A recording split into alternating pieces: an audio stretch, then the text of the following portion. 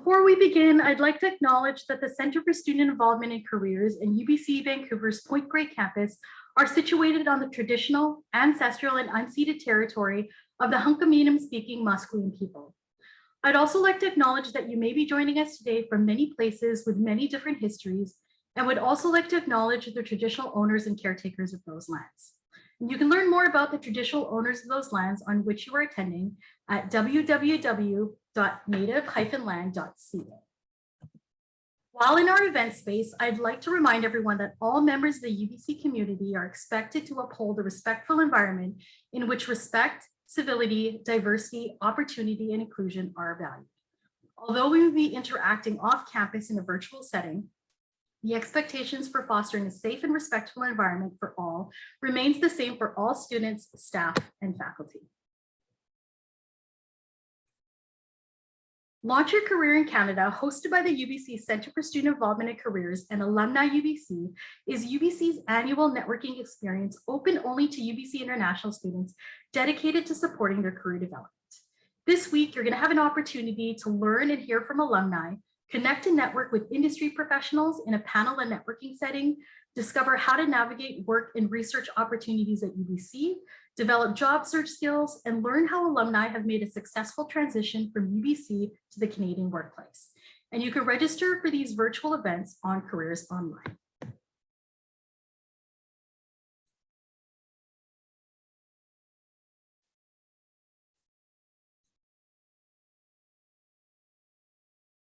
The featured panel and networking events taking place this Wednesday afternoon, and you can connect with over 20 alumni across Canada and in different industries to build your network and get inspired. Now, before we get started, take our attendance survey to let us know you're here. You can access the survey through the tiny URL provided or scan the QR code on the screen. By filling out the attendance survey, you'll get a recording of the webinar and a link to our post-event survey for a chance to win a $50 Uber Eats gift card.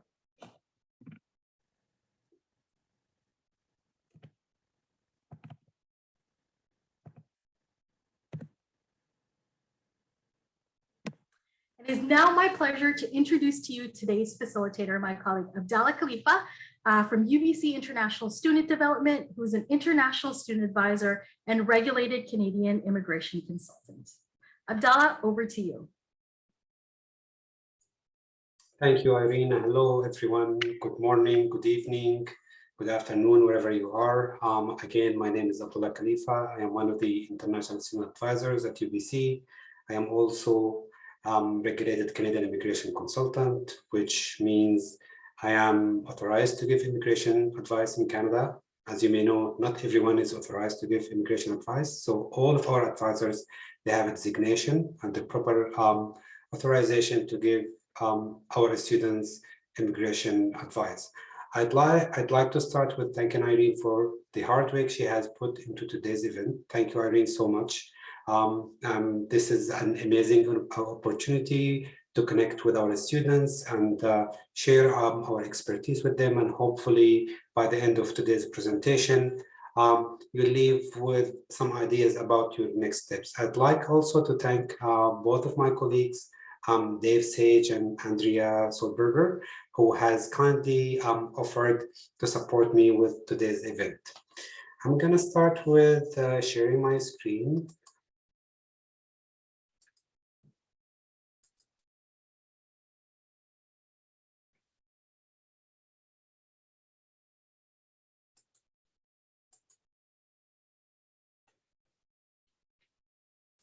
An overview of today's session. We'll be talking about document and work eligibility refresher, just to remind you of what you need to keep in mind when you're looking into working on or off campus.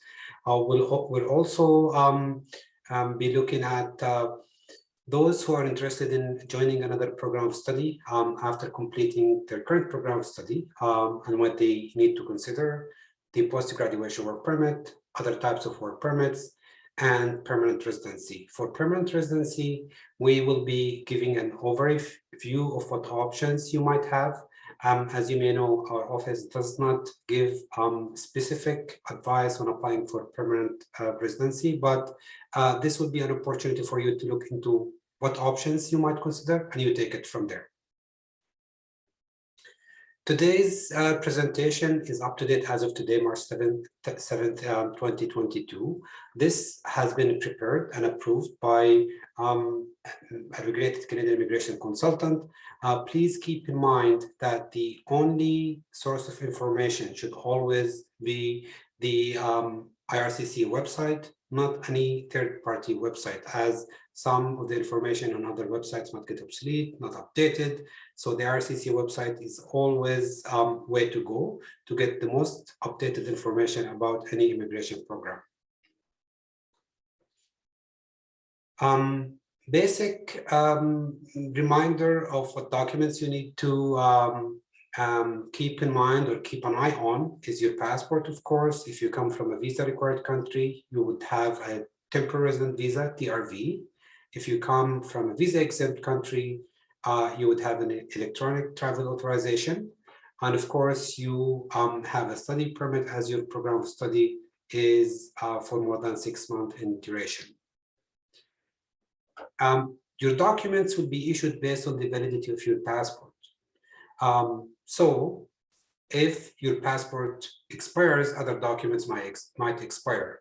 Your Coop work permit, if you have one, your TRV, your SIN number, and an MSP, medical health insurance plan in BC, they're all linked to your study permit. So if your study permit expires and passport expires, study permit expires, then this might impact other documents. It's more of a domino effect. That's why we created the reminder system in your SSC account to help you keep a track of the expiry date of your important documents. Quick reminder of the IRCC regulations regarding being a study permit holder in Canada. If you want to study for 6 months or more, you would need a valid study permit. As a study permit holder, you must remain enrolled and actively pursue your studies at any time you're in Canada. So what does that mean? It means you're making progress towards the completion of your degree. You have to stay registered and work towards the completion of your program of study. If you will be taking a break from your studies or you will be studying part-time, I would advise you to talk to our office, talk to an international student advisor, as this will help you plan your next steps. This might impact your eligibility for post-graduation work permit and your eligibility to work on or off campus. So it's very important to talk to an advisor before taking a break or studying part-time. Now, what does full-time mean to UBC students? So for undergraduate students, it means being registered for 90 credits or more in any winter term. For the summer session, May to August, this is optional for undergraduate students with the exception of diploma in accounting program students. Again, summer session is optional. It's a scheduled break for undergraduate students. And it's up to them whether they want to take courses or not. But to maintain full-time status for undergraduate students, it means being registered for 90 credits or more in any winter term, with the exception of your final term. For your final term, you're deemed to be studying full-time, regardless of how many credits you're taking in your final term. For graduate students, full-time means being registered or continuing in the SISC system.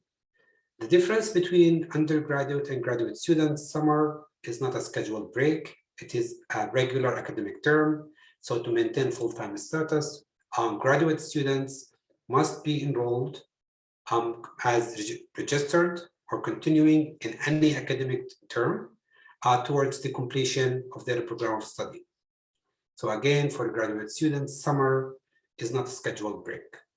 I would suggest that you visit the UBC definitions for immigration purposes on the International Student Guide. It will help you get a better understanding of what full-time status means, what a scheduled break is, and when international students can work full-time during a scheduled break. Now, for working on or off campus, you must have a valid study permit. You must be studying full-time, again, 90 credits or more, in any winter term for undergraduate students, registered or continuing during any academic term for graduate students. Then you may work on or off campus. For working on campus, there is no limit on how many hours you can work. Working off campus, you can work up to 20 hours per week. And the good news is you may combine working on and off campus together. So the limit is only against working off campus. So you may work up to 20 hours off campus plus working on campus. So those hours you work on campus would not impact your eligibility to work up to 20 hours per week off campus. During a scheduled break for undergraduate students, again, graduate students and diploma in accounting students are excluded from this, but they may work full-time during a scheduled break. As a reminder, to be eligible to work during a scheduled break, undergraduate students must be enrolled full-time the term before and the term after the scheduled break. For example, in this upcoming summer session, if an international student wants to work full-time, they must be enrolled full-time for winter term 2, 2021, and full-time in winter term 1, 2022. So if someone is completing their program during the summer, or this is their final term, they have to look into other alternatives, not working during a scheduled break, as this might not apply to them. For those who have a co-op work permit, one of the most common questions that we get from students is whether they can use their co-op work permit after completing their program study because it's still valid. The answer is no. The co-op work permit can only be used when the internship or work placement forms an integral and essential part of your program of study. Technically, it is like any other course. A work permit is required for any co-op work or co-op placement. You cannot start working without the co-op work permit. I know this might not apply to you, but we have a recent update from immigration that international students can use their work authorization to work on or off campus to work towards a co-op placement while waiting for a co-op work permit in process. So, but it also means you cannot work full-time while waiting for the co-op work permit during a winter term, for example. If this applies to you, feel free to connect with us and we'll be happy to further discuss this. If you need to apply for one, you can apply online. It does not come with any application fee. And as a reminder, your co-op placements should not exceed 50% of the total length of your program of study. And the total length is calculated based on the full length of program, including the co-op placements or internships.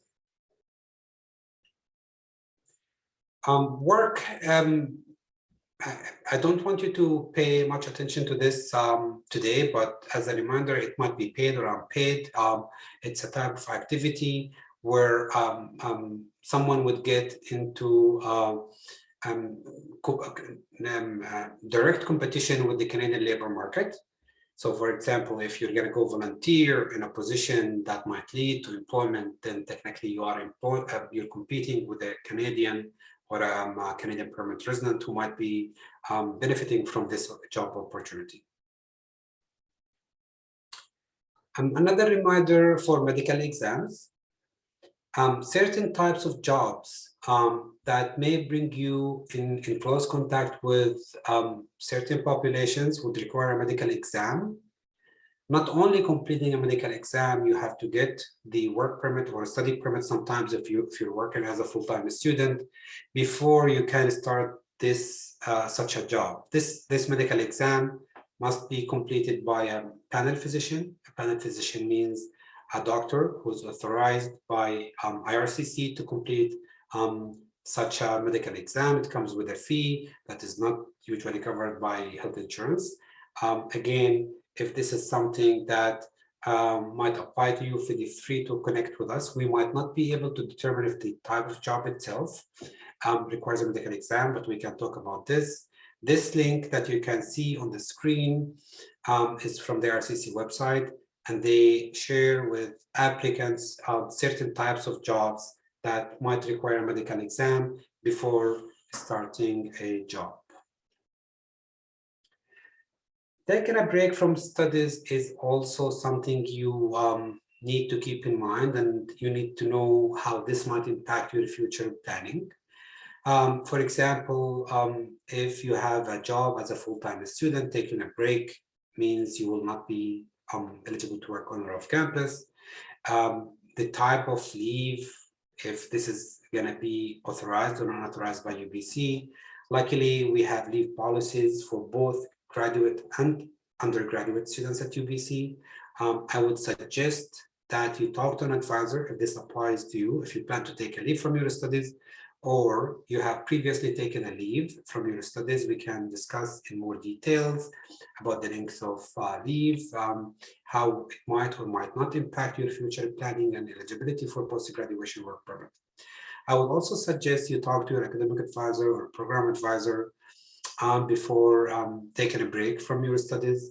If you're taking a leave for a medical reason, health reasons, I would also suggest to keep a track of any documents, a doctor's notes, hospitalization, as this might help you when time comes to apply for a study permit extension or post-graduation work permit.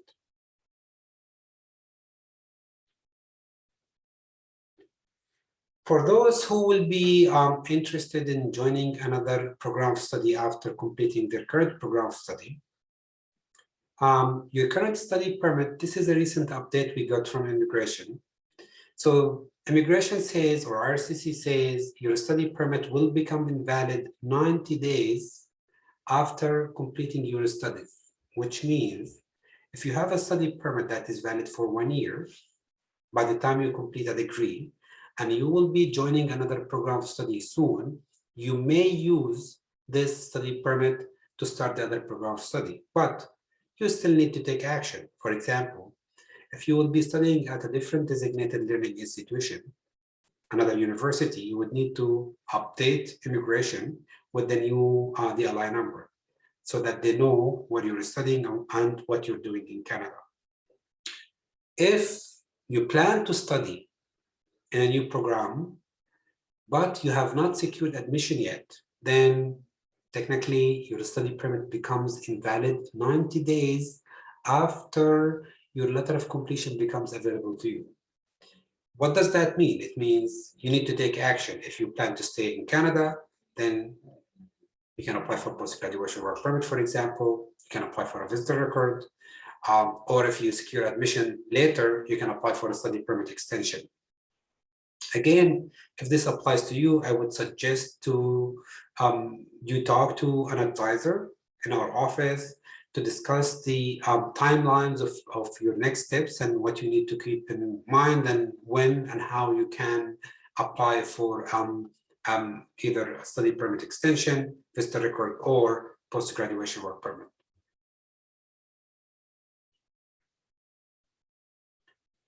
Another good news, this is recent. I think it came into effect 3 years ago. Students transitioning from one program to another can work full-time up to 150 days if they meet the certain conditions. For example, if someone is completing their program of study, their undergraduate degree in May 2022, and will be starting a master's program or another program of study in September 2022, they may be eligible to work full-time while transitioning if they meet those conditions that you see on the screen. You have a valid study permit. Your current study permit allows you to work on or off campus. If you need to apply for a study permit extension, then you submitted an extension. You receive both a program completion letter and admission into a new program of study. Another reminder here, if the gap between the first program of study and the new program of study is more than 150 days, then you're only allowed to stay for up to 150 days. And you may need to change conditions in Canada as a visitor if you will not be studying for more than 150 days. I would also suggest you talk to an advisor in our office if this applies to you. Post-graduation work permit. It's one of the most popular reasons why many international students come and study in Canada. It's once in a lifetime opportunity. So if you get a post-graduation work permit, you will not be able to apply for this again, even if you complete another program of study. You may have a study permit and a work permit at the same time, but you have to think what the benefit would be if I'm going to hold a work permit and a study permit at the same time. You may talk to us to discuss that. Considering when to apply, especially for those who will be completing another program of study, is it a good time to apply right now after a master's program, or maybe completing my other programs of study at UBC or other designated learning institutions? So because post-graduation work permit is once in a lifetime opportunity, then we have to think wisely before exhausting this option, because if we use it, we won't be able to apply for it again. What is the benefit of applying for post-graduation work permit? It's a great work permit. It's an opportunity for you to gain Canadian work experience. It's an open work permit, which means you can use it with any employer, anywhere in Canada. You can be employed or self-employed. You can start your own business with an open work permit. To be eligible, of course, as I previously shared with you, you have to continuously study full-time with no breaks. And you must apply within a certain time frame. The total window or length of window to apply for post-graduation work permit is 180 days. But if you're applying from within Canada and you're looking into working right after submitting your post-graduation work permit, you must apply within 90 days of receiving your program completion letter, which means applying while your study permit is still valid. You may also apply for post-graduation work permit from outside Canada, but the process would be a bit different. I would suggest that you contact our office if you will be applying for post-graduation work permit from outside Canada. For working after graduation and applying for post-graduation work permit, continuously studying full-time, apply within 90 days to be able to start working full-time as soon as you submit your post-graduation work permit. The post-graduation work permit, if you'll be completing a program of study for 2 years or more, will be issued for up to 3 years. For the length of post-graduation work permit, it depends on the length of your program of study. For programs of study, which are 8 months or less, such programs are not eligible for post-graduation work permit. For programs of study that are between 8 months to 2 years, the length of post-graduation work permit would be based on the length of your program of study.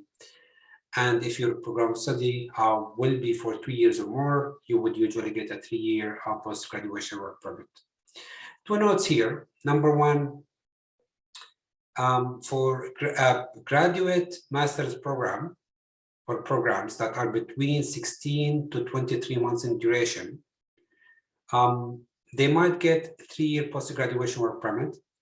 And if any of you here today who will be completing a program of study, a master's program that is less than 24 months, we would suggest to use a customized program completion letter indicating the length of program of study, which will help with obtaining a 3-year post-graduation work permit. The second note is how would an immigration officer determine the length of post-graduation work permit? They have of course discretion. They might look at the curriculum, how long it took you to complete the program, and how long a program was originally designed to be completed within. So for someone who's completing a 1-year program in 16 months, for example, how would an officer consider that? It's going to be up to them. We cannot decide or tell how long the post-graduation work permit will be, but we can share from experience that, generally speaking, immigration officers look at the original length of program study. But of course, they have the discretion to issue a longer post-graduation work permit.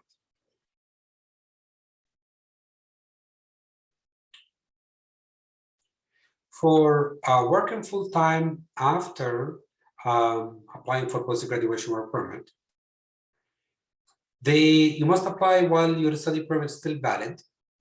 You should have not worked more than 20 hours off campus at any time as a full-time student. You received your program completion letter and applied for a post-graduation work permit. And of course, your current study permit should allow you to work off campus. A reminder here that once the transition, you see what's in red here, this is the transition between receiving your program completion letter and applying for post-graduation work permit. So during this transition, you cannot work. Up until your letter of completion is issued, you can work as a full-time student. Once your program completion letter is issued, then you cannot work at all because you are no longer a student, even if you have a study permit or a Coop work permit. Once this letter is issued, you cannot work. You may resume work or work full-time once you submit your post-graduation work permit if you meet the conditions that I have just shared with you. You may work full-time until a decision is made. If the post-graduation work permit will be approved, and hopefully that will be the case with all of you, then you may continue working full-time. If an officer makes a different decision, then you may get in touch with us to discuss what options you may have. Common mistakes based on the students who we have seen in the past. Applying after study permit expires, having a study permit, a passport that is not valid for the full duration of your post-graduation work permit. It's, I wouldn't say a mistake because some countries won't issue a new passport until your current passport will be expiring within a certain time frame, for example, within the coming 6 months. What will happen in this case, the post-graduation work permit will be issued to the expiry date of your current post-graduation work permit, passport. And once you obtain a new passport, you would apply for post-graduation work permit extension. This application would must be done on paper. We'll be more than happy to help you with that in the future. We have seen a few cases where students missed the deadline to apply for post-graduation work permit. So it's been more than 180 days since their program completion letter became available to them, or asking help from someone who's not specialized or authorized to give immigration advice. We're here to help you. All of you have access to our services, and we have great advisors with extensive expertise in this field who will be happily sharing their experience with you to guide you through the application process. Another common mistake is working after a program completion letter becomes available. This work is not authorized. As I mentioned, having your program completion letter means you are no longer a student, then you cannot work as a full-time student anymore. You have to cease employment as soon as this letter becomes available to you. Program completion letter, for example, when I think about not providing proper documents, your program completion letter must state that you have met all the requirements or completed all the requirements to complete your program study. Sometimes students use a letter that is stating a student will be completing or expected to complete. This letter cannot be used to apply for a post-graduation work permit, and we have seen refusal cases based on using such a document. As you're working on your post-graduation work permit application, I would suggest that you look at our International Student Guide, the post-graduation work permit tutorial. We have put a lot of efforts and time into making and creating this tutorial. It covers all areas A to Z regarding the application process, documents required, filling out the form, answering the RCC wizard questions. We have also created application review sessions that I'll be talking about shortly. For those who will be traveling after completing their program study, remember, if you come from a TRV required country, you need a valid TRV to travel back to Canada. If you come from visa exempt country, you need a valid ATA. You can apply for a new TRV from within Canada if you have a valid work permit, which means you have to wait until you get your post-graduation work permit and then apply for a TRV. Or you can apply for a TRV from outside Canada. Keep in mind two things here. Number one, the travel restrictions. And number two, the lengthy processing time that immigration applications might take, which means you might not be able to travel back to Canada within a certain time frame if you're planning to do so. For those who will be applying for post-graduation work permit and obtaining a work permit and then leaving Canada for a long time, you can still use your work permit, post-graduation work permit to come back as a worker, but you have to be prepared to explain the long absence from Canada. For example, we have seen the students who wanted to complete a one-year diploma or a program study in a different country, and then they come back and the reason why they applied because they did not want to lose the window to apply for the post-graduation work permit. Then they come back while they still have 1 or 2 years of validity and their post-graduation work permit. We advise them to be prepared to explain why they had to stay outside Canada for this time and what their plan is after coming back to Canada. For example, if someone applied for a job and they have a job offer as they're coming back, it's good to have a proof of that. For the travel restrictions for work permit holders, technically they must qualify as fully vaccinated travelers. I would suggest you look at the IRCC website for more information about that. So when fully vaccinated travelers can come to Canada for discretionary purposes or work permit holders.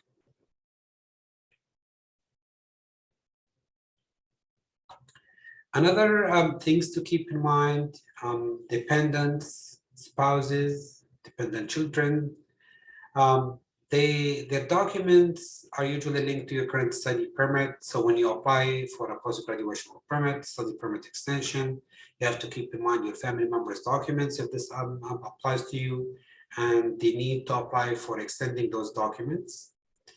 After receiving the post-graduation work permit, if you need a TRV, apply for a new one online, extend your medical service plan, and extend your SIN. For those 3 steps, all of them can be done online. Luckily, MSP and SIN number can also be done online. A quick overview of the types of work permits. We have open work permits, something similar to your post-graduation work permit or the spousal open work permit, and some International Experience Canada work holiday work permits. And employer-specific work permits, it might be labor market impact assessment required or LMIA exempt. The difference between the 2 types of work permits, open work permit is not limited or restricted with one employer or certain location in Canada, while employer-specific work permits cannot be used to work for another employer, and sometimes cannot be used to work in a different part of Canada. So the work permit itself might have a condition or a remark restricting the area of employment. Going back to the immigration website, please make sure that you look at the immigration website. for the latest updates regarding any type of application, whether it's permanent residence, TRV, study permit, or work permit. Canadian permanent residence. As I mentioned earlier, post-graduation work permit would be, I call it a golden bridge to permanent residence. It gives you time to gain Canadian work experience, which will facilitate the process to apply for Canadian permanent residence. A temporary resident might be a visitor, a work permit holder, or a study permit holder like yourself, while a permanent resident is different in terms of status. They have access to other benefits, for example, student loans, social benefits. They can live and work anywhere in Canada. They have the freedom to choose any province and they want to live in after they become permanent residents. For maintaining permanent residence, you must live in Canada for at least 2 years in 5 years, or if you live for 3 years out of 5, you might apply for Canadian citizenship. For what options do you have for permanent residence? The most popular one is express entry, and many students, they opt to go with this option because of the fast processing time, with the exception of the pandemic time, of course. Usually it takes up to 6 months to complete a PR application under express entry. This is in the past. Now the process might take a bit longer because of COVID, but IRCC has promised to go back to normal processing time by end of 2022. Express entry is a management tool for 3 main programs. They're all federal. It's called the Federal Skilled Worker Class, Canadian Experience Class, and Federal Skilled Trades Class.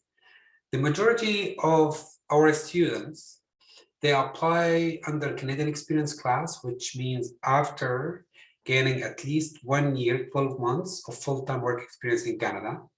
Other students, this might apply to graduate students who have work experience from outside Canada.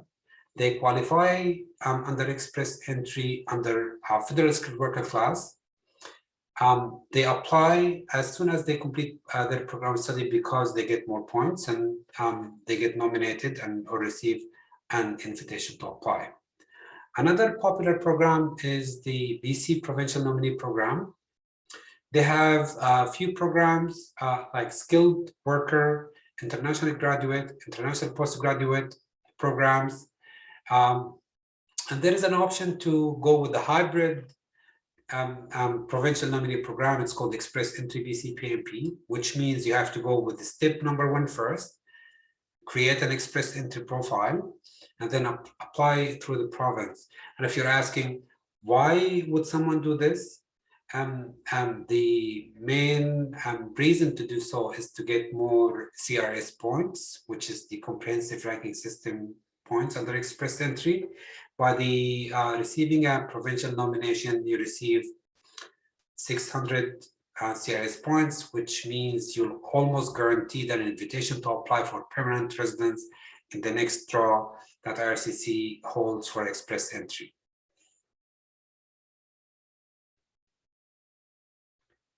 How does express entry work? So you create a profile, you get into a pool with other applicants, and then applicants get ranked based on their comprehensive ranking system points. Those with the highest points will get invited. Of course, each round, which is step 2, is issued to a certain number of applicants. Keep in mind that RCC has an immigration target that they have to meet, so you might see a difference in how many ITAs they issue. And once you receive an invitation to apply, you would apply for permanent residence. Based on my experience, one of the common questions I get is, would applying for permanent residence, submitting a PR application, give you any status in Canada? The answer is no. If you're applying for permanent residence from within Canada, you must maintain a legal, valid status until your status changes to Canadian permanent resident. So if you're a work permit holder, study permit holder, or a visitor, you have to maintain a legal status until you become a PR, permanent resident in Canada.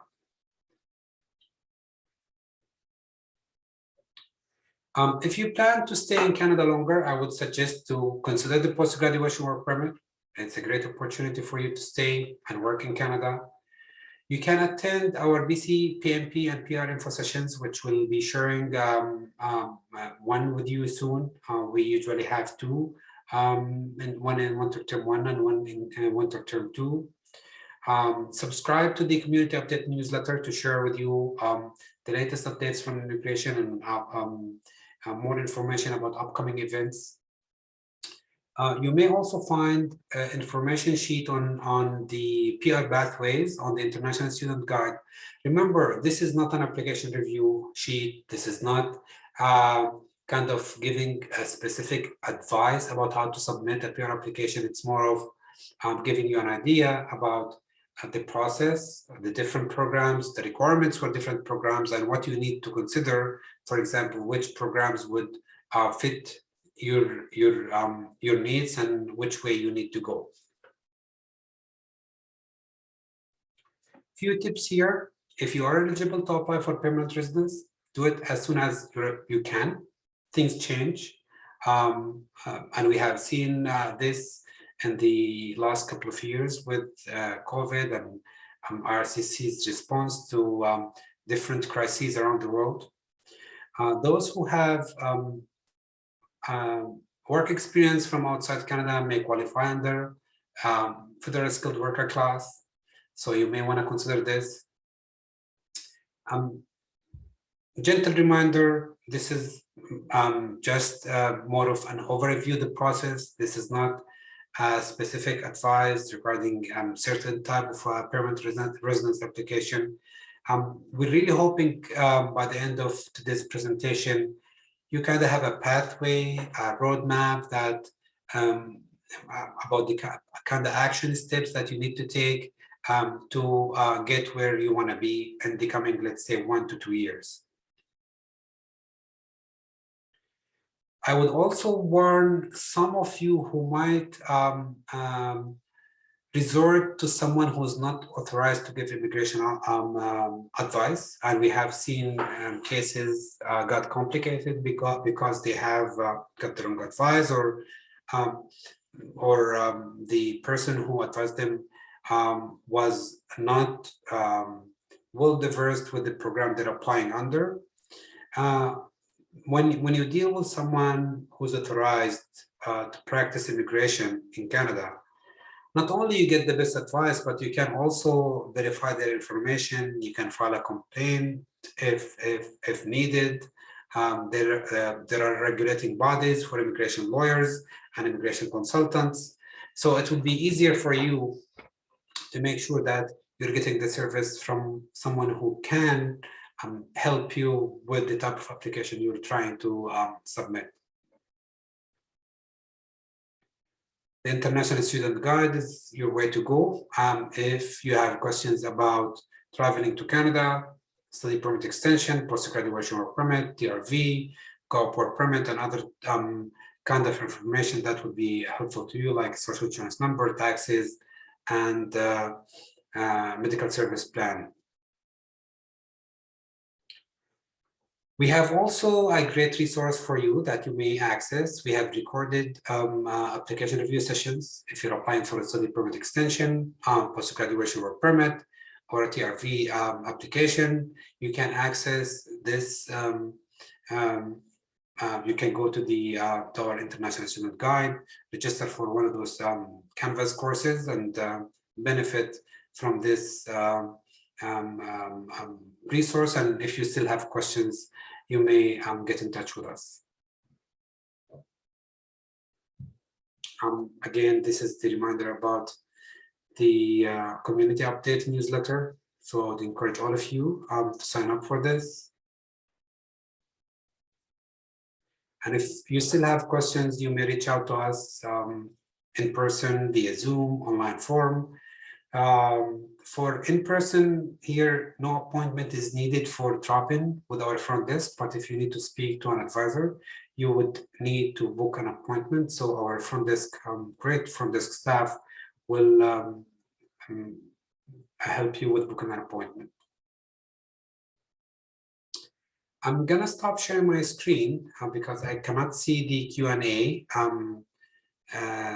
questions. And again, thank you, Dave and Andrea, for helping with the questions that came up during the presentation. And I will start taking questions from the Q&A. I'm gonna stop sharing my screen first.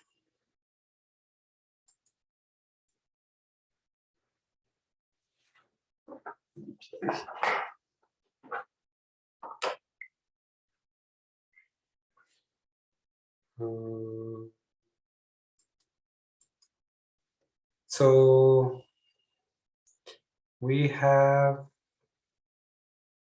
gonna go with, okay, would someone could post attendance link again so that we can receive the recording later on? I would leave this to Irene to respond to. I think she might better help with this. So there is a question, can you extend SIN number while post-graduation work permit is still in process? The answer is no, unfortunately, because to extend your SIN number, you need an immigration document, that is a study permit or work permit, based on which your SIN number will be extended. So you have to wait until you get your post-graduation work permit. But the good thing is you may use your current SIN number until you receive your post-graduation work permit. Your SIN number is valid until your study permit expires. If your study permit expires while your post-graduation work permit is still in process, you can still use the SIN number until you receive the post-graduation work permit and apply for extension. I hope this helps.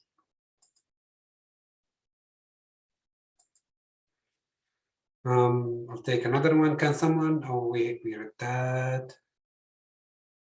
With that, so does your Coop work permit experience apply towards PR? Unfortunately, we cannot give specific advice about applying for permanent residence, whether it's PCPMP or a federal program.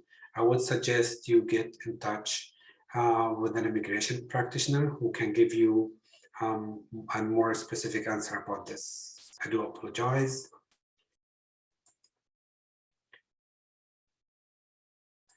What is the recommended points for CRS? So it's not a kind of recommendation, it's more of a competition based on the CRS points, and this might change based on who's in the pool. So when no ITAs, invitations to apply are issued, then it means more people with higher CRS are in the pool, so it gets more competitive. Things might change with more ITAs issued. Historically speaking, we saw invitations to apply vary depending whether you're applying under federal skilled worker class and or Canadian experience class or federal skilled trades class.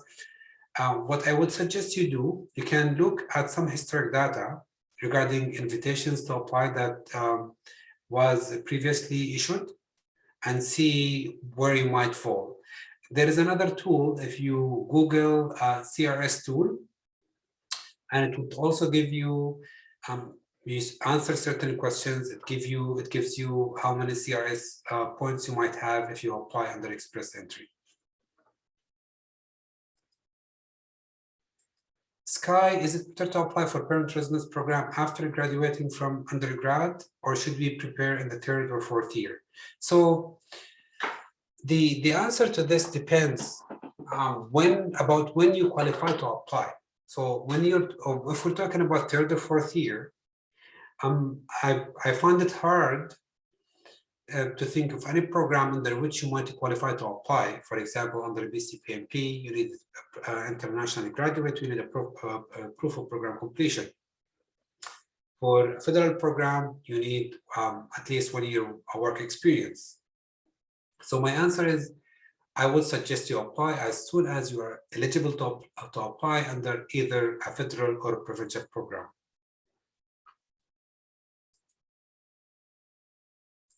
Are we eligible to attend such workshops after graduating from UBC? I'm not sure. I think I would leave this to Irene, maybe to type the answer in the chat. How until when do our students have access to such services and workshops?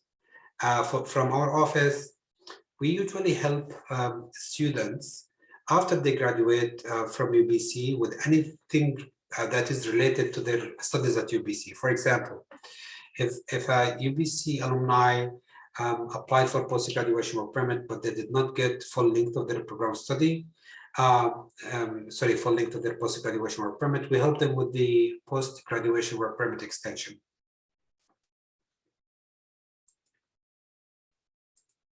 Is it possible for one to apply for PR if I'm working resident in a different country?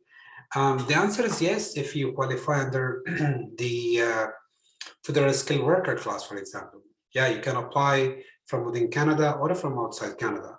For Canadian experience class, after you qualify for this program, you can also apply from outside Canada. So again, the answer is yes, you can apply while you are a resident of different country.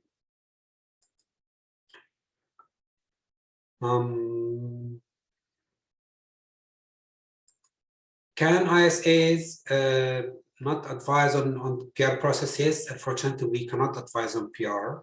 This is the topic is very broad and beyond our capacity and expertise due to the different types of programs and options that students have. I only shared with you BCPMP. Keep in mind, almost each province in Canada has their own provincial nominee program. So our focus will be on your study permit and what's related to that study permit. Family members' documents, corporate permit, DRV, post-graduation work permit. But when it comes to permanent residence, this will be out of scope, unfortunately.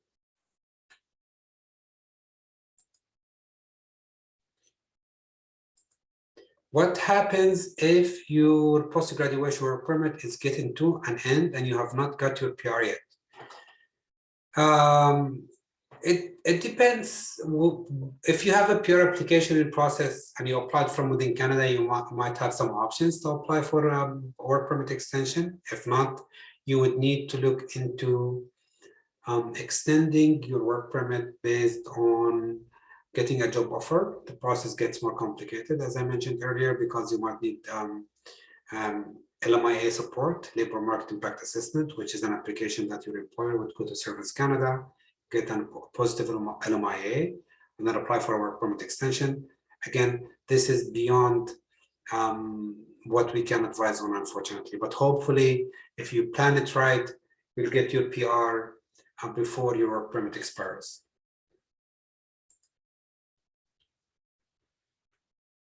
Can you elaborate more on the kind of overseas work skills that are likely to result in success in PR application? I mean, how do you know if you should or shouldn't apply? Does applying for that somehow affect your chances of getting a post-graduation work permit? So I can answer the second half of this question. Nothing should impact your eligibility for post-graduation work permit as long as you meet the eligibility criteria for the post-graduation work permit program. So the post-graduation work permit program is based on successfully completing an eligible program study from an eligible institution and maintaining full-time status and applying within certain time frame. So all of this would impact how post-graduation work permit is processed, not overseas work experience. For the type of work experience that would qualify for a PR, all what I can share with you, which is on the work pathways PR sheet on our international student guide. For Canadian experience class, for federal skilled worker class, you need a qualifying job, which means National Occupation Classification NOC 0A or B, which is skilled job. But how, whether a certain job is skilled or not, you would need to look into this yourself or seek the help of an authorized immigration practitioner who can help you with that. Let me see.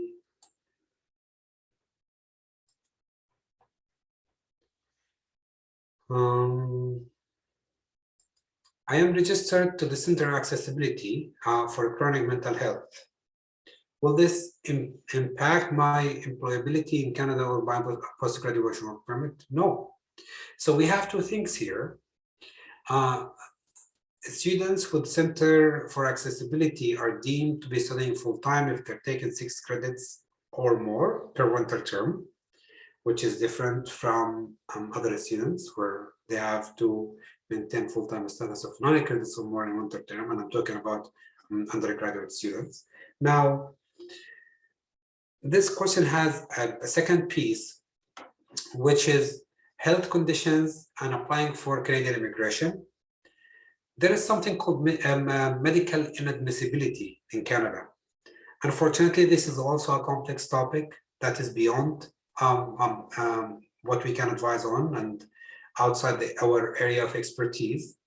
But if medical inadmissibility is not an issue, then being registered with Center for Accessibility is not an issue regarding your eligibility for post-graduation work permit.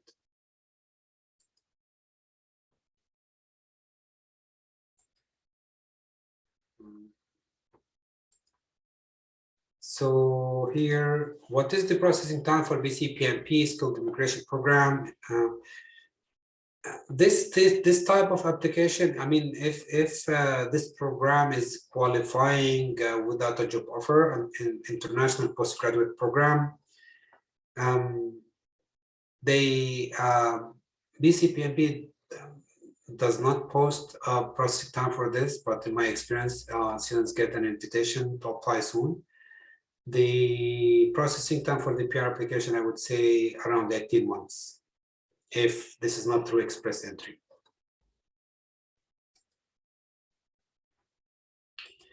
What is the common pathway for post-graduation work permit holders to apply for permanent residence? As I mentioned, based on my experience, the majority of the students I see, they either go with express entry after working in Canada for 1 year, Canadian experience class, or with BC PNP, which might need a job offer from British Columbian employer if they do not qualify under the international postgraduate program.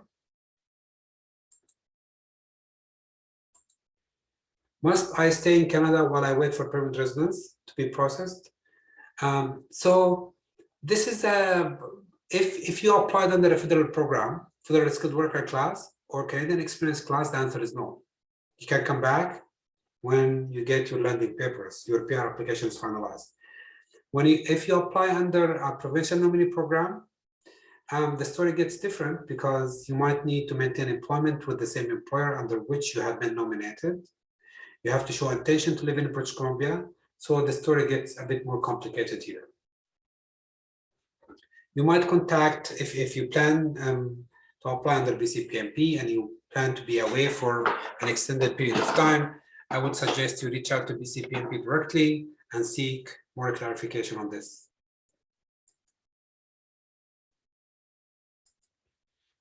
Can you explain points system that affects your application ranking, like what factors increases your points? A very good question. I cannot go into details. What I would suggest that you Google comprehensive ranking system. This is for express entry. Again, comprehensive ranking system points, CRS points, just Google it.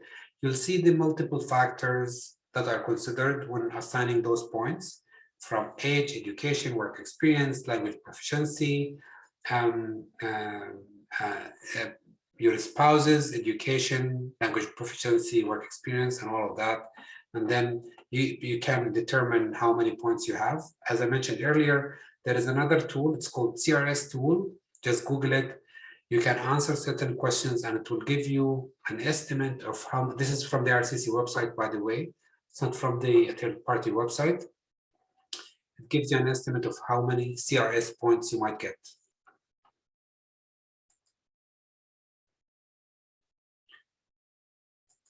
I am a graduate student paying my tuition fees on a yearly basis. If I don't take any courses in particular term, would I still stay registered and eligible for a post-graduation work permit? Only if you maintain registered or continuing status in the SISC system. So for graduate students to be deemed studying full-time, they have to maintain registered or continuing. So you might talk to your program advisor and discuss, for example, taking or being on continuing status and what that requires to be done.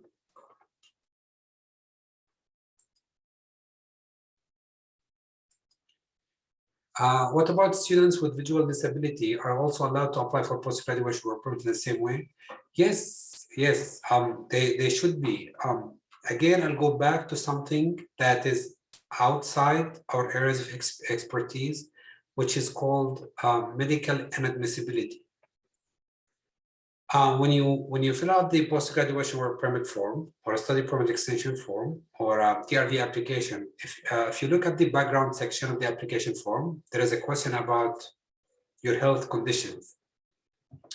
Now, if you answer that question with yes, usually this would go to a medical officer to decide whether the kind of condition you have would pose an excessive demand on the social and health system in Canada, and based on that, an officer would decide whether you're medically admissible or inadmissible to Canada. But based on the post-graduation work permit program eligibility criteria, such a disability should not be an obstacle itself. It's about the bigger immigration regulations. Would PR method for express entry takes into account work from your home country? Yes, under federal skilled worker class, it does take into account work experience from outside Canada.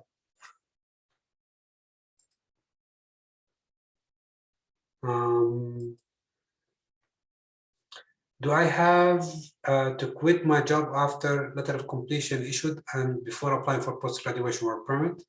Not at all, Yolanda. All what you need to do is to cease working. So technically, and the gap between receiving your program completion letter and applying for post-graduation work permit might be as short as 1 hour. So if you prepare your post-graduation work permit application, get it ready. By the time you get your program completion letter, you apply, you're good to go. So the answer, you do not have to quit. You have to stop working as soon as your program completion letter becomes available to you. I have one part-time term, therefore I'm worrying about rejected post-graduation work permit. I would suggest you get in touch with our office to have a one-to-one session with one of our advisors to better look into your case. Okay, just instead of giving you like a general answer, we might have some tips for you, or we might need to look into your case in more details. So I would suggest you get in touch with one of our advisors. If a UBC alumni work full-time for University of Calgary remotely from Vancouver, would they be eligible for BC-PNP post-graduation work permit? I cannot comment on the BC-PNP and qualifying work experience. What I can comment on is you won't be eligible to work full-time for the University of Calgary as a UBC student. So this is an off-campus employer, and you're only authorized to work up to 20 hours off campus, unless you have a different or other work authorization, like another work permit, based on which you're working full-time.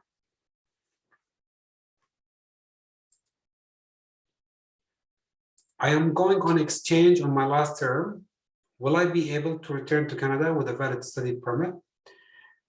Maybe, or I would suggest you get in touch with us before you come back. Technically, as a fully vaccinated traveler, so you can Google that if you want, fully vaccinated traveler, you might qualify and to come back for discretionary purposes. Just to check on the travel restrictions at the time you plan to come back, get in touch with us before maybe coming back, before leaving Canada and before coming back to Canada.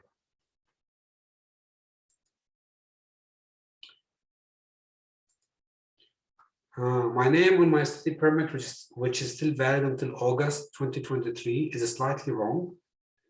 I'm finishing my PhD from UBC in April 2022. After that, I need to apply for post-graduation work permit. Can I apply for a work permit with my current study permit with wrong name, but correct UCI number, and attach a letter of explanation? Yes, you can, as long as this mistake on your study permit was an officer's mistake, not due to a mistake or the way your name looks on your travel document.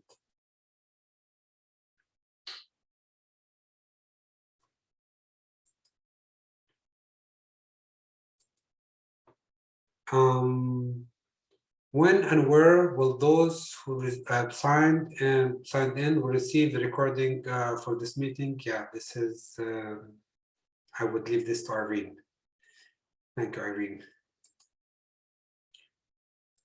Is there any specific work for express entry experience class that is required for the application, or can I just work for any job? So you are usually required for under Canadian experience class and federal skilled worker class, not any job, unfortunately, not entry-level job. It has to be NOC 0A or B. It's a skilled job. So if you Google NOC, National Occupation Classification, NOC 0A or B, that would give you a better idea about qualifying jobs. I'm working 20 hours a week on campus as a PhD student. How long should I wait until I can apply for PR? I would say apply as soon as you're eligible to apply. If you would qualify under federal skilled worker class, do it. So you don't have to wait. It's about qualifying under a certain program and then having enough points to receive a nomination to or invitation to apply. And this work experience, by the way, as a TA, once you qualify as if it's from outside Canada, you might want to talk to an immigration practitioner to better advise on this, and then qualify for under federal skilled worker class. I have a question here. Should I apply for the passport before my study permit expires, since study permit is linked to the old one? Will the old passport become invalid, or cause any problem that I have through passports at the same time? So in my experience, I'm not aware, maybe like 1 or 2 cases in my life as an international student advisor. I have seen foreign nationals who can hold 2 valid passports at the same time. In my experience, once you get a new passport, the previous one becomes invalid. And it's okay to use your a new passport with a study permit that was previously issued based on a previous passport, if I got your question right. And then should I apply for a passport before my study permit expires? And the answer is yes, if you need to apply for extension or post-graduation work permit, because I'm assuming that your study permit expires at the same time your passport expires. And if you need a more specific advice, if I missed anything from your question, feel free to connect with one of our advisors to help you with this. Jordi, could you explain obtaining Canadian citizenship after 3 years of PR? So to qualify, this is a nutshell answer. I'm not going to get into details, but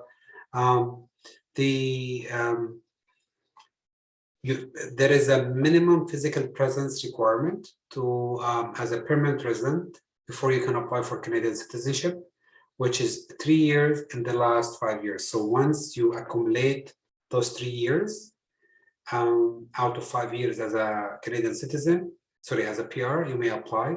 The good news is you may claim up to 1 year of your temporary residency status on a work permit or a study permit towards Canadian citizenship. So the math would be different. It would be each day for a half a day for up to 1 year. So technically 2 years on a work permit plus 2 years as a PR, then you can apply for citizenship. The second part of your question, must one gain the 1560 full-time work experience for Canadian experience class in 1 year to qualify within the last 3 years? It doesn't have to be continuous, no.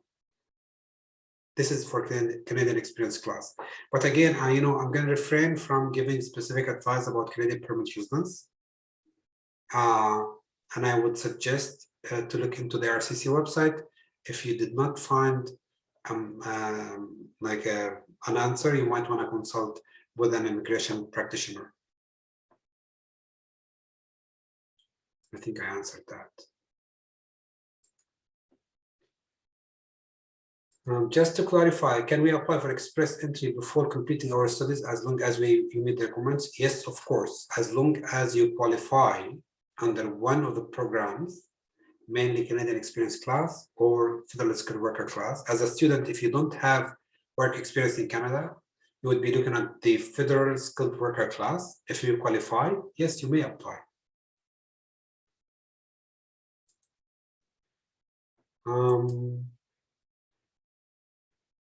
The rules on traveling when applying for a work permit are not very clear to me. If I apply for a work permit in May 2022 and choose to travel outside Canada for June and July, how does it work?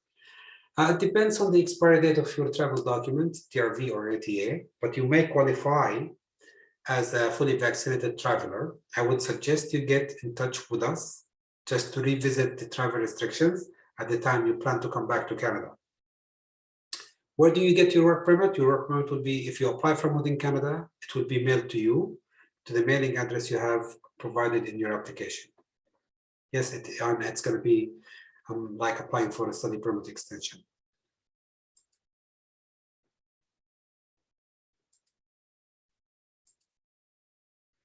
With 1 year of Master of Engineering program from UBCO, can I get post-graduation work permit for 3 years? I wish I can say yes, but if your program was designed to be completed within 1 year, and my answer is based on the RCC instructions, you should be eligible for 1 year of post-graduation work permit. You can request 3 years, and it's going to be up to an immigration officer to decide.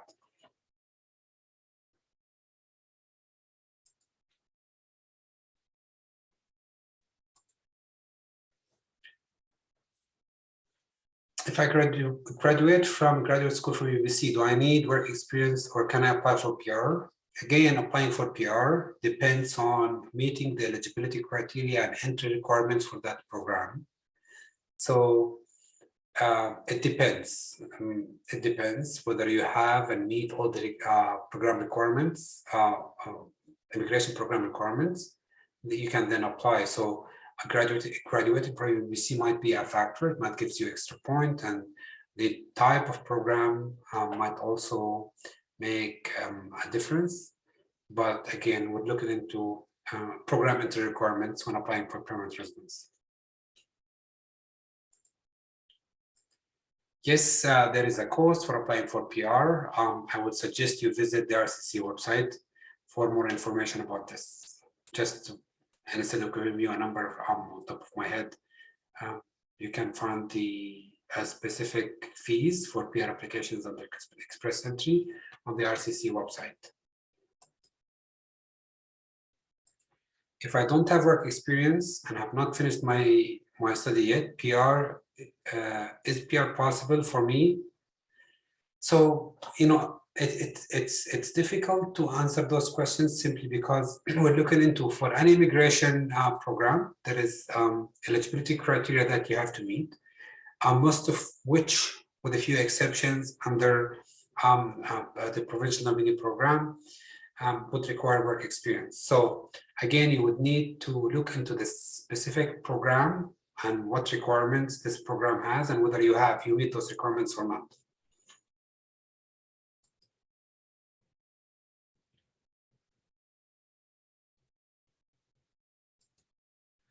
I'm going on exchange in my final term. With a valid study permit, I will be able to return Canada. Letter of completion not yet issued. The only concern is COVID related. So Sky, get in touch with us before you come back to Canada to revisit the latest updates from immigration regarding the travel restrictions. Again, you might qualify as a fully vaccinated traveler if you have valid travel documents, the permanent TRV. But until then, I would suggest you get in touch with us before making any travel arrangements back to Canada. I'm sorry, Zoom cannot show my previous question answer. So can you answer this question again? Why flag polling is dangerous? Somebody told me it's fast way to get post-graduation work permit. Yes, it is a fast way to get post-graduation work permit. You, it's like a U-turn on the US border, coming back to Canada, apply for post-graduation work permit at port of entry. The reason why we would not recommend this for two reasons. First of all, travel restrictions. We don't know, technically you left the country and you came back. Our advice is not based on how many successful cases we hear about. It's more about understanding the immigration process. Number two, CBSA officers, they're not immigration officers, which means they have power to deny someone's entry to Canada. A few examples that came up in the past where inadmissibility issues came up. Someone worked more than 20 hours off campus, studied without the proper authorization, where took a break, they did not change their status, they were in non-compliance with the conditions of their study permit. All of those issues are very complicated for our office to navigate. While when you apply online, dealing with immigration would be easier. You can explain to them your situation and they might be more facilitative. And that's why, to this point, flag polling is not something that we would recommend. If our CRS is not high enough and we are not given PR, do we need to apply again for the next year's draw? Of course, yeah, you can apply more than one time. One thing you might want to look into how you can improve your points, and instead of applying again under the same conditions, unless you gain like more Canadian work experience, get more CRS points, enhance your chances with getting an ITA next year. I may be taking a master's program at another university. Will I still be able to access immigration consulting services at UBC? For anything related to your study permit and program study at UBC, yes. Anything related to your study permit and your program study at UBC, yes. Could you please explain obtaining Canadian citizenship after 3 years for PR? I think I did answer this. And I did answer, yeah, I think I answered this question. Right, Jordi? I did. Thank you for the answer, my question for Canada, student class. TA and RA duty count. Okay. So TA and RA duty also count towards 3 years of Canadian experience along with work. So TA, RA would count towards Canadian experience class. If you're not studying full-time on a post-graduation work permit, the answer is yes, but not while studying full-time with a study permit. And again, I would suggest you talk to an immigration practitioner who might better look into your case.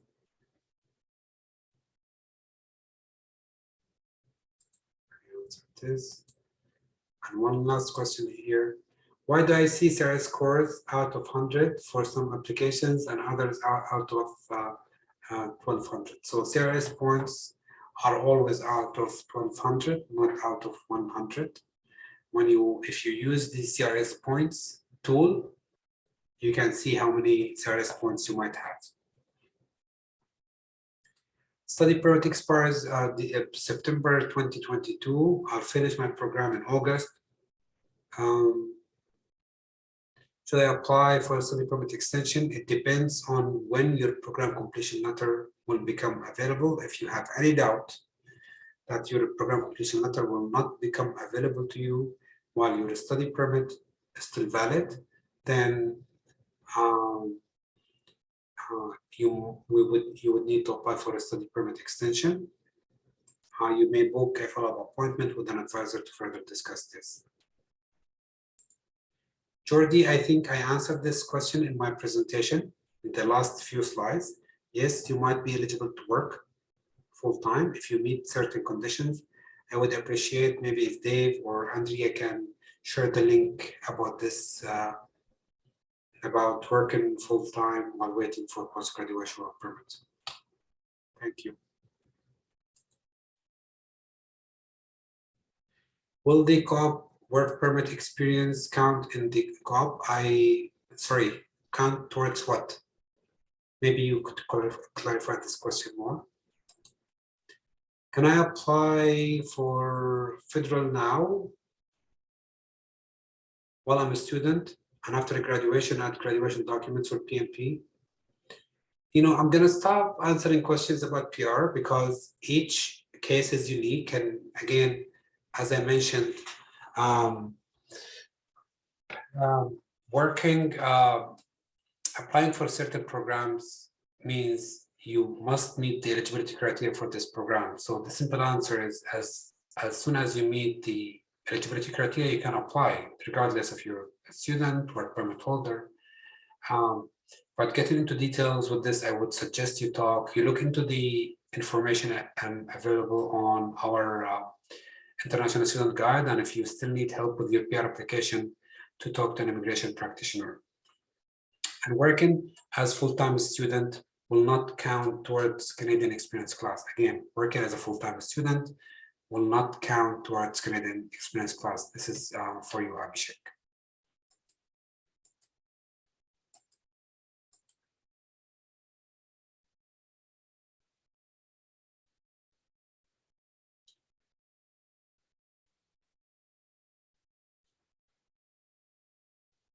So I would suggest Zoom to connect with an advisor for a one-to-one session as we'll be better be able to help you with your specific questions. We won't be able to discuss any kind of one-to-one advice on the students. This is more of like general information and sharing options with the students, more of future planning and looking into their next steps after completing their program study. Again, I would highly recommend booking an appointment with an advisor as soon as possible.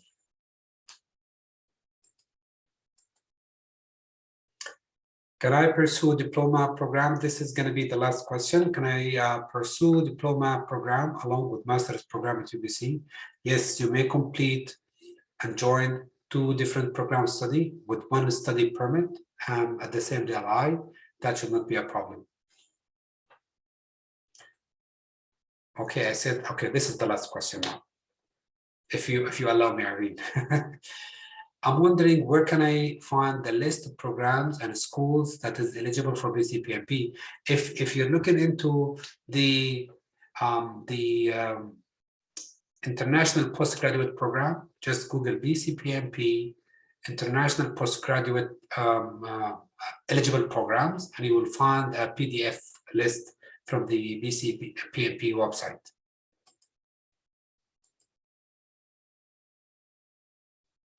Shall I apply again for permit for diploma? Abhishek, how about you book an appointment with an advisor, just to give you a more kind of tailored advice? And this will help us get a better understanding of what your situation is. Thank you very much. Towards the end of this presentation, I would like to thank you all for being patient with me, and I really hope that you found this presentation helpful. It helped you clear some of the doubts that you might have had and gave you a clear idea about what the next steps might be. I would like to thank Irene again for the great work that she has done into this. And thank you, Dave and Andrea, for being great help to me and to Irene and the students. So thank you so much. I wish you best of luck with your future endeavors. I know this is exciting time. Your hard work has paid off, and it's time to look into other plans with work, career, permanent residence, all big plans. You've made it to this point, and I'm confident that your next steps will be much bigger and more successful. Thank you very much. Awesome. And thank you to you, Abdullah, Dave, and Andrea for that really, really informative session. I know students are very appreciative of the expertise and advice you've given in the over 100 specific questions asked at today's session. To students, we will be sending an email with a post-event survey at the end of this session. So in order for you to receive a link to our event survey for a chance to win a $50 Uber Eats gift card, as well as a recording of this webinar, please take a few moments to fill out our attendance survey if you haven't already done so. What a great kickoff to launch your career week, and we look forward to seeing you in the sessions in the days ahead. Thank you all. Have a wonderful rest of the week. Bye.